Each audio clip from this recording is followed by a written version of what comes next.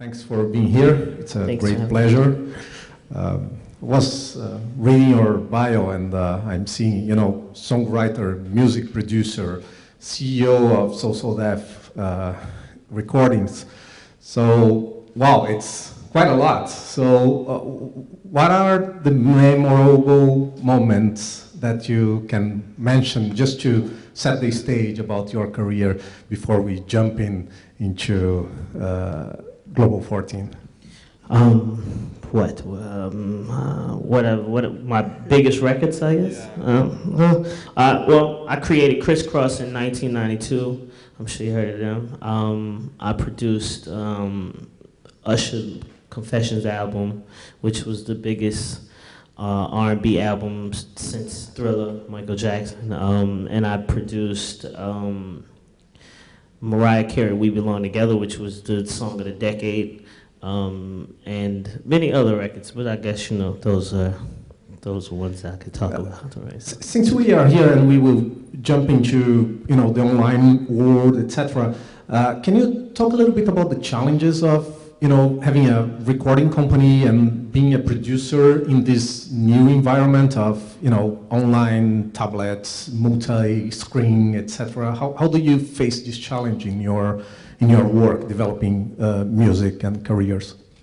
I mean, the biggest challenges for me are to get the music industry to hire true techs and true people that come from the social world, to get them to actually come into our business, and vice versa. I think that's the biggest disconnect right now, because we have people in the music industry that believe they know social media, but they call themselves new media. And this is the word that has been called in the music industry, the new media department. It's not new media. Nothing's new about it. We have that in agencies as well. Oh, okay. So they call themselves new media, and most of these companies only have one or two people that actually work in in the new media vision. So you have a whole building of people, and then you have two people that work in this, that work in this category, and it's like, you can't do this with two people. Not completely cover everything with two people. Not even with that disconnection, right? Yeah, I mean, just can't, it's not possible. It's so much time involved. There's so many different layers of social media. So I think for me, that's the biggest, cross, is to get people to get the people in the music industry to understand that they got to put a little bit more energy into this part of the world and open up jobs for people that understand this and know exactly what they're doing to come work with us. It's interesting because we were talking about this in the room some time ago, and it's interesting that you took the lead, right? Because there are some music companies and artists that are still trying to defend themselves of the technology, while you took the lead of your career and your company and moved into this. How did you take that decision? What was the pivotal moment to say, hey, I need to jump into this with my full career and everything that I have? Frustration. Yeah, clearly frustration. I mean, I was frustrated with the fact that things that I thought didn't happen. I thought that you could talk to people on and on and on Twitter, and you can't.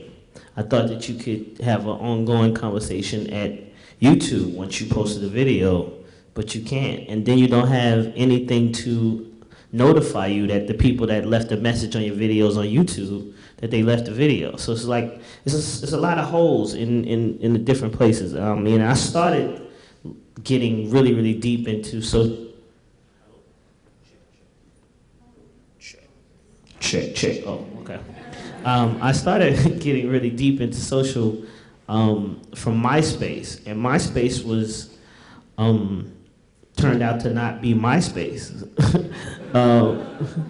because it wasn't nothing about it that the things about it was great. It introduced me to people, but as I got into it and I wanted to take it further, I learned that MySpace, they hadn't thought out the things that I was thinking should happen. So at the pace that I was thinking and the things that I was thinking about, I was just noticing that people were intrigued by following, right? This was the thing, is you follow celebrities, and people every day to this day, they come to my Twitter page and they tell me they'll do anything if I follow them. And I'm like, why would you do that? But anyway, and I'm like, you'll do anything if I follow you.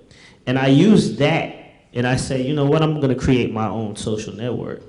And I want them to follow me, and if I tell them I'll follow them, will you follow me to Global 14? And it started, and it seemed like a joke at first, but then the numbers started coming, and it was like 1,500, 2,500, 10,000, 20,000 people. Now it's 36,000 people that's followed me to my own social network. And it's like, I saw that it was something that I created and a conversation piece that people wasn't getting at the other places. And a lot of people have noticed this and take heed to that. Yeah. I've read a post of a friend yesterday, a very old phrase, but says, instead of try to predict the future, create your own, right? So I guess you're doing that. Let's take a brief break just to show the video so everyone have the real sense of what Global 14 is all about, okay?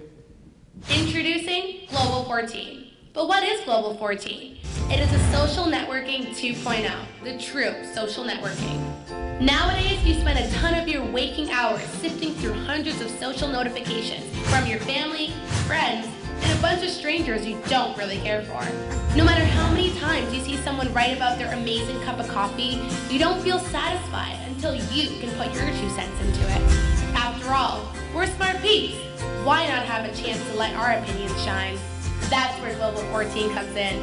It's not another social notifying site, but a true networking space. Space where you can truly connect and share your opinions and views on local, national, international, heck, even galactical news if need be. Discussing anything from finance, clothing, music, and even the girl from the bar last night.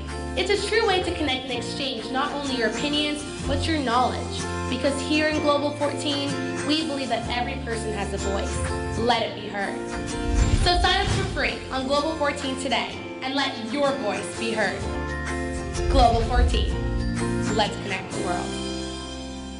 So, JZ, let me see if I can make a question to do the segue for our next conversation.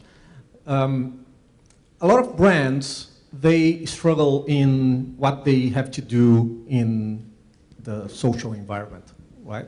And you and your company use it as a brand, right?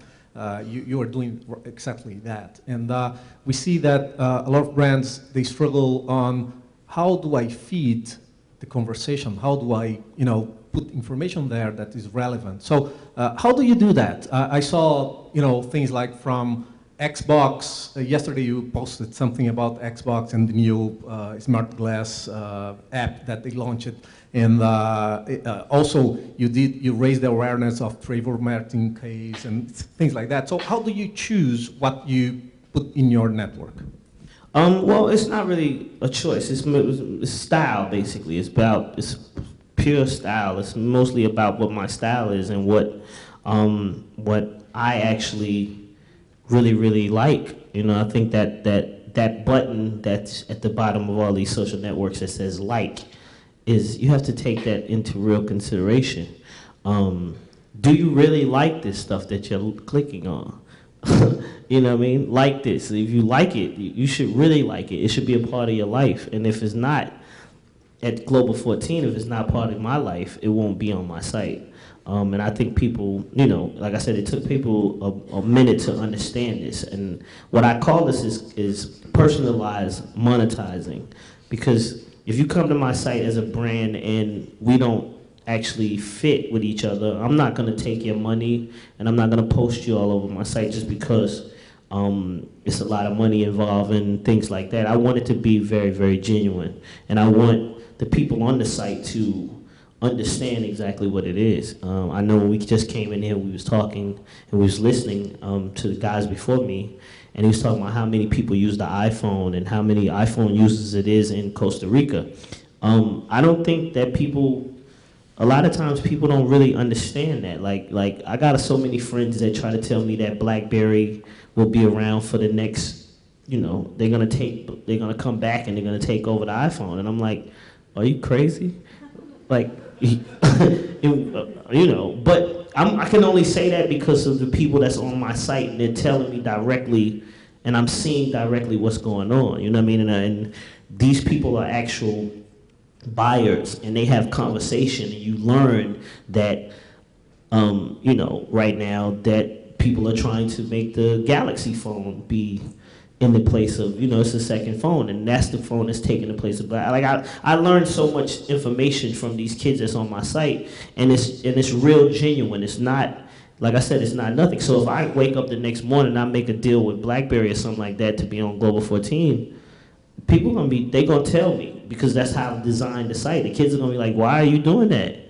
We're iPhone users, we're Galaxy users, blah blah blah blah. So it's like it's so cut and dry with what I'm doing, but it's at the same time it's really 100% genuine.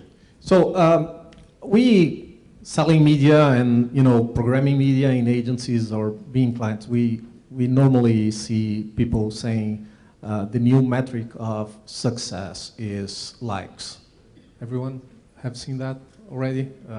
Brands come to us and say, I want to do a campaign. My KPI, my metric of success is likes. I heard you saying about the like with the whole body entering in your network. How do you measure success in your network? How do you measure Global 14 success?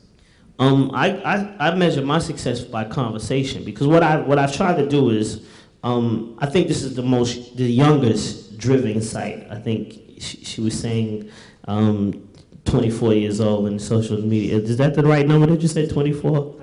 25, okay. So I think that this is the youngest social network, basically. And I won't say network, it's a community of people that actually talk. And I measure the success on the conversation. When I post something on Global 14, if I don't get at least 20 to 30 to 45 comments of actual people talking about what I posted, then I know it's no interest, because these kids actually, they do this every day. So it's from 6 a.m. to 6 a.m. every day is conversation. And if I can post anything like in the middle of the night at like 3, 4 o'clock in the morning, because I'm still in the studio, if I post something there, these kids they'll wake up and I'll see messages of people talking, and it's just constant conversation. And that's the stuff that I know that people are interested in. So my measurement is off straight conversation. And I saw in one of your interviews in YouTube that you are pretty active, actually. You spend more than 10 hours a day doing things. So did you already find, which one are the most successful, which one has more than multiples of 20 comments or things like that? What are the comments that people most like in your network? It just depends, It's really hard to say, because some mornings kids want to be political. Some mornings, it's some things that happen in the news, like the Trayvon Martin thing was like, when I posted that, nobody of my community was even talking about this. It wasn't even on the news. It was just like something that happened here in Florida. It took a while to ramp up, right? It took like a week for people to actually respond. And they created so much conversation on Global 14 when I posted it that I had to step away from it, because I couldn't even get back into the conversation. It was just like, at this point, it was people arguing with each other, and there was people saying one thing about but that's what I wanted. I wanted that conversation, because what I found out when I first created Global 14 is that the young community is so into hip-hop, and this is the world I come from, hip-hop and music and pictures, and that's it. Music and pictures, that's it, right? and they don't want to talk. They don't have a conversation or whatever. So like on Twitter, people are just notifying somebody of something that's happening. Like right now, somebody's probably tweeting Jermaine Dupri's here, right? And that's as much as it goes. It's not a full conversation about what I'm talking about. That's not anybody's fault here. It's just how Twitter is set up. It's just designed for you to notify somebody about something. But what I found is that one day they had a city where the birds had fell out the sky, right? I don't know what city that was. It was some city here, and the birds just fell out the sky one day. And I wrote about it on Global 14, and all the kids on the site were saying, Jermaine, are you one of these believers that the world is gonna end? Here you go with this dumb story about birds falling out the sky. And it was funny because they tried to put it on me like I was freaking out, but what was interesting was the fact that they hadn't heard about this on the news. They weren't watching the news. They didn't read the newspaper. And Global 14 and myself were the providers of this information. And that's what I started to hone in on, is becoming a provider of information to a much younger community that's not reading the paper and that's not watching the news. And they only listen to radio, XM, and whatever's happening in their iPhone. Yeah, perfect. Let's just change gear a little bit and talk about Crown Royal. What is it about? How did that happen? And how do you interact with the brand? Let's talk about Crown Royal first. It's good. Well, no, I did a tour basically, which is called 1414, where I went to 14 cities in 14 days, which is basically to celebrate Global 14 and introduce the brand to these cities and everything like that, and actually bring people the offline experience of what's actually happening online. So if you see me online, and you see what's going on, you see us partying, you see us talking, you see us drinking, you see all of this stuff online, and the majority of people that's watching this stuff, they can't never get close to this. There's things that's happening, especially in my world, that they'll never actually be a part of. They never get a chance to see people like myself, or they never get a chance to see other, celebrities or whatever it is come to their town. So the fact that I brought to life what you actually see online was really, really exciting to people. And Crown Royal was one of the brands that actually came in and said, we want to be a part of this from top to bottom, and we want to sponsor the entire thing. So they came in, they sponsored the entire thing. We had 2 tour buses, and we went to 14 cities in 14 days, and it was incredible. And it was like people came out and they experienced. I had to create my own drink, by the way, too. I got a chance to create my own drink, which was the 1414, and that's the drink that we served at the parties, and people drank it. And you had a lot of people that were, like, when I say kids, I'm speaking of 25 and up, so I don't want to think people think lower. I just call everybody kids. All of you are kids in here, so be happy again. You could be a kid. But no, so when the people came to the party, a lot of people were saying like Crown Royal was like a drink that their grandfather used to drink, or they saw their father's drink. They was like, Jermaine, I never would think that you would kick it with a brand like Crown Royal. But then it's like, my thing is, these kids just have to be introduced and reintroduced to things that they believe or that they think or they don't have the right information about. And Crown Royal was definitely one of those things that immediately I was changing people from whatever they had been drinking to Crown Royal drinkers. And it all happened because of this 1414. Good. What would be your advice as an entrepreneur of this new media to the brands that are hearing you here? What is your main learning about social in this? I guess my advice or whatever I could say is that make sure that it's genuine, because if you end up in a place where it's not, in the social world, it's the worst.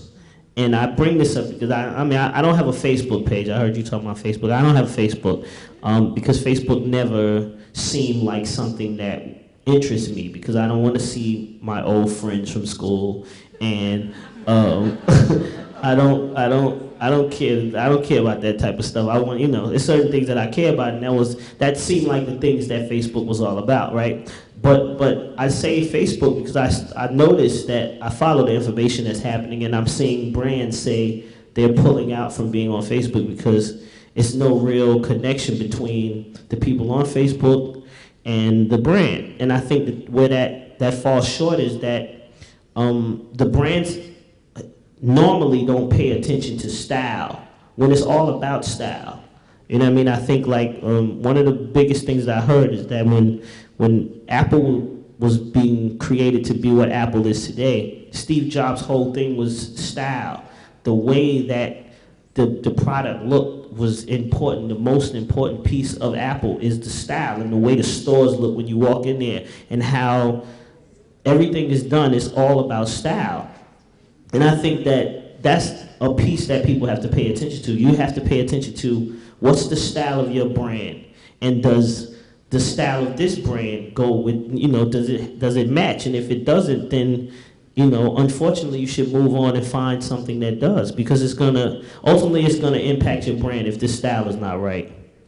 What is next for Global 14? What is next? The Latin community. No, I think that, for Global 14, just the world, just for me introducing what I'm saying to the world and bringing people, making sure people understand, like I said, the personalization of this. Because when you look on Twitter and the things that brands and everybody are really, really paying attention to is the numbers that these kids have that's basically celebrities, right? And this is a celebrity-driven site by myself when I say that, not a bunch of celebrities, but me. And I can have any celebrity that I want on the site, but at the same time, celebrities are not the most active people in social. And I think that people have to understand that. These celebrities might have 20 million followers, but they have somebody who runs their Twitter page and it's not them. That takes away from the personalization of what we're doing. And I'm trying to make sure that people understand that the personal touch is the best, and that's what's next. Good. Do we have time for questions from the audience? Yes? Can we, yeah? They scared of me. Yeah. Microphones over there.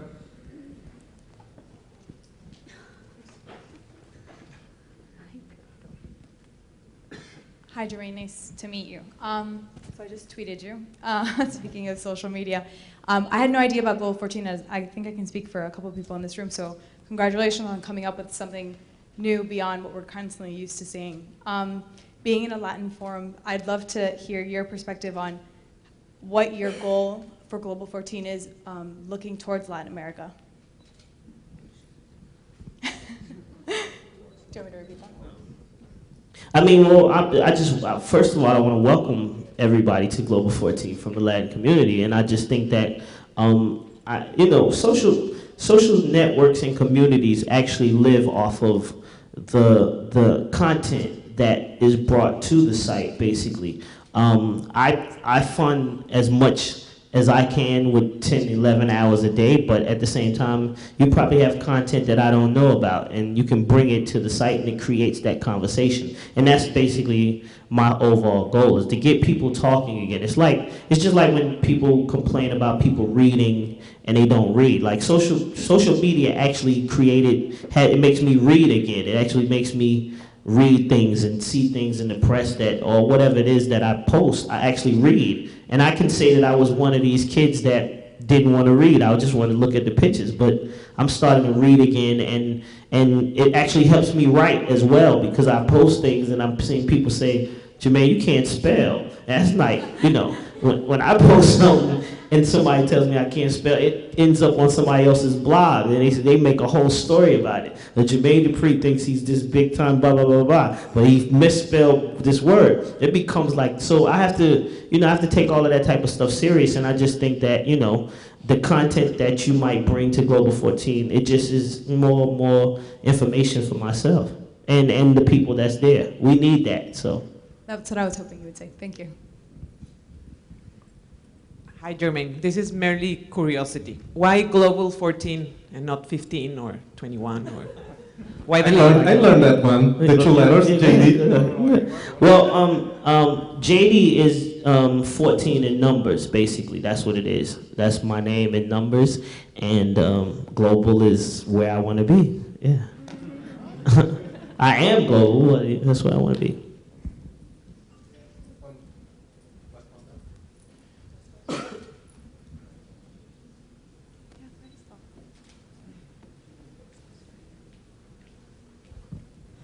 Hi, Jermaine.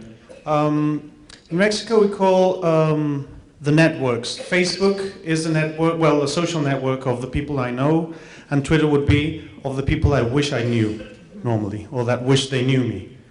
How would you describe Global 14 in that matter? Global 14 would be more or less people that are exactly like you. You know, you want these people that you thought you wish you knew, and these are the people that you know, and these are the people that are exactly like you. That's what Global 14 is. You find people there that if you're into whatever you're into, you're gonna find a person that's into that exact same thing, and you and that person are gonna explore what it is that you are into. Like he's talking about, I'm into Xbox. I'm a big video game buff. I play video games for hours and hours and hours, and everything that comes out on Xbox or PlayStation or whatever it is, I'm 100% into that, and I'm telling people. And if anybody else in this room is into that, then we become instant friends, and this is automatically what we talk about, and we talk about that, and when our friendship goes into another zone as opposed to just not knowing me and you just watching what I'm doing. You might say, Jermaine, well, Xbox has something new coming out. And I'm like, oh, okay, well, this guy knows more about Xbox than me. I need to talk to him a lot. So it becomes a person that you, like the people that you're exactly like, as opposed to people you want to meet and the people that you don't know.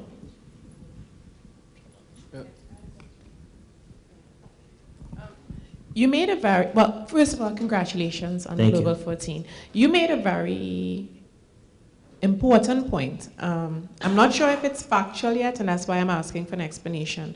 Because I find myself, I recently moved my brand to Miami. We own Basha TV and have this Caribbean group. And I mean, after I heard the presentation from Central America, I now understand that really I'm from a very small community called the English-speaking Caribbean. But our Facebooks are not huge. I mean, you can be so popular in the Caribbean and your Facebook will not necessarily get 100 and something thousand. It's just about understanding the culture. And I find myself moving my brand to a region where it was so well exposed in another region, and the Facebook will not look like what's in America because our region is different. And you made the point about Facebook, and that gentleman made the point so well that it's about who you know, but not all the time either. And then I'm from a territory that has not really, the culture is so different that they have not embraced Twitter as much as they have Facebook. And then you can't use that if agencies are now using that to measure how strong your brand is. In the Caribbean, you know, you really can't do that.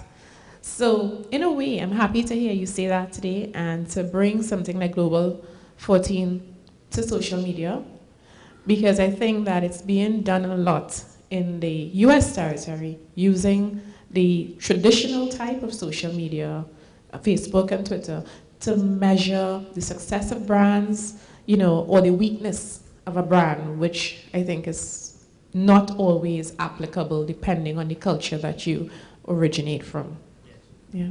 I mean, it leaves out the understanding. That's the part of it that's missing. It leaves out the understanding of the brand. You know, the numbers dictate one thing, but the understanding of the brand that you're looking at is left out because of people that are just following numbers and not understanding exactly what you're doing. And what I'm saying is, you come to Global 14 and create an understanding of what it is. You create the conversation to make us talk to you, and we talk back, and you know, and we start understanding exactly what somebody's brand is. Related to that point, maybe you can do your closing remarks by telling a little bit about the concept of cool city that we just mentioned, that you know, people willing to go to that city because, again, lifestyle, etc. And then He likes this. I call Global 14. Well, I call all these social networks like a city, basically. And in any city that you move to that city for a certain reason. Like you say, you came to Miami. You come to these, people go to LA to be in movies, and people go to New York for different reasons. And I think that people have to start thinking about these social sites as the same thing. Global 14 to me is the coolest city on the net right now. And if you go to this city, it's parties. It's a lot of branding. It's a lot of fly things. It's a lot of super fly things, and it's a lot of culture and style, and basically